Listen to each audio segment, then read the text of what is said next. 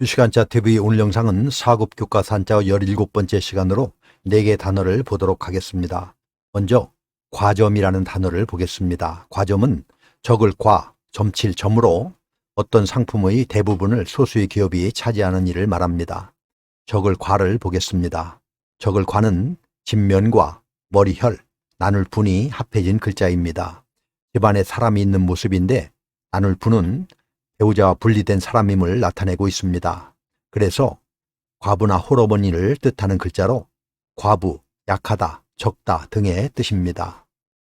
점칠점을 보겠습니다. 점칠점은 점복과 입구가 결합된 글자입니다. 점복은 불에 달군 쇠꼬챙이로 동물이 뼈나 거북이 껍질을 찢으면 균열이 생겼는데 이 갈라진 획과 구멍을 그린 글자입니다. 갈라진 형태를 가지고 점을 친 것에서 점복이 되었습니다. 점복의 입구가 더해진 점칠점은 나온 점괘를 입으로 말하다는 의미로 점치다라는 뜻입니다. 당시에는 점괘가 온갖 대소사 결정에 결정적인 영향을 미쳤으므로 점령하다, 차지하다라는 뜻도 가지고 있습니다. 그래서 과점은 적을 과, 점칠점으로 어떤 상품 시장의 대부분을 소수의 기업이 차지하는 일을 말합니다. 영장이라는 단어를 보겠습니다. 영장은 명령령, 문서장으로 법원이 발부하는 사람이나 물건에 대한 강제 처분을 내용으로 하는 문서를 의미합니다. 명령령을 보겠습니다. 명령령은 삼합집과 무릎을 꿇고 있는 모습의 병부절이 결합된 글자인데요. 큰 건물 아래 대청에 앉아서 명령을 내리고 있는 모습으로 명령하다의 의미입니다. 문서장을 보겠습니다. 문서장은 형상상이라고도 하는데 문서장은 나무조각 장과 개견이 합해진 글자입니다.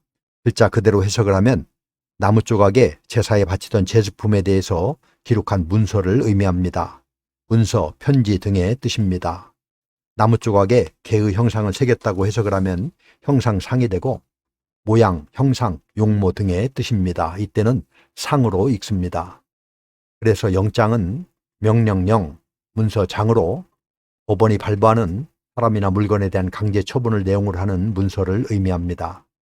다음은 금융이라는 단어를 보도록 하겠습니다. 금융은 쇠금, 녹을 융으로 경제에서 자금의 수요와 공급의 관계를 말합니다. 쇠금을 보겠습니다. 쇠금은 금문에서는 이런 모양이었습니다. 이것은 화살이나 칼 등의 무기나 농기구를 만들기 위하여 높은 온도에서 녹인 쇳물을 형틀에 붓고 있는 모습입니다. 형틀을 설명하자면 설탕을 녹여 모형에 부어서 여러 가지 모양의 설탕 과자를 만들어서 뽑게 할 때 주는 것을 기억할 것입니다. 그 모형을 형틀이라고 할 수 있습니다. 쇠는 엄청나게 뜨거운 온도에서 녹는데 쇠금의 옆의 점들은 형틀의 틈을 통해 새어나온 쇳물이 아래로 흘러내리고 있는 모습을 그린 것입니다. 그래서 쇠금은 쇠를 뜻하며 귀하다라는 뜻과 함께 돈, 화폐라는 뜻도 가지고 있습니다. 녹을 융을 보겠습니다. 녹을 융은 손역과 벌레충의 합자입니다. 손역은 소정과 매우 닮았으나 세 개의 다리의 속이 비어 그 안에 물을 넣고 끓여서 소단의 내용물이 빨리 데워질 수 있도록 만든 솥입니다. 소정은 청동솥인 반면에 손역은 초기에는 흙으로 만들었지만 나중에는 청동으로도 만들었습니다. 녹을 융은 손역에 벌레충을 더하여서 솥의 발 안에 있는 물이 끓으면서 그 증기가 벌레처럼 돌면서 소단의 음식을 익게 하는 모양을 나타냈습니다. 녹다, 녹이다, 융합하다 등의 뜻입니다. 융해는 얼음이 녹아서 물이 되듯이 고체가 녹아 액체가 되는 것을 말하고 용해는 설탕이 물에 녹듯이 고체 알갱이가 액체 속에 균일하게 섞이는 것을 말합니다. 그래서 금융은 쇠금, 녹을 융으로 경제에서 자금의 수요와 공급의 관계를 말합니다. 다음은 기업이라는 단어입니다. 기업은 꾀할 꾀, 업으로 시장 경제에서의 생산의 주체를 말합니다. 꾀할 기를 보겠습니다. 꾀할 기는 사람인과 그칠 지가 합해진 글자로 사람의 발을 강조한 글자입니다. 무언가를 시작하기 위해 크게 발돋움하는 것을 표현한 것으로 꾀하다, 도모하다, 계획하다 등의 뜻입니다. 어업을 보겠습니다. 어업은 원래 종이나 북을 거는 장식 널빤지를 그린 것입니다. 금문과 소전을 보면 이런 모습입니다. 국가에 큰 일이 있을 때 편종 등을 동원하여 성대한 음악을 연주할 악기 틀의 장식물을 만드는 일은 전문적이고 특별한 재주가 필요했을 것입니다. 직업이 다양하지 않았던 당시에는 전문적인 일이나 직업을 뜻하는 글자가 되었습니다.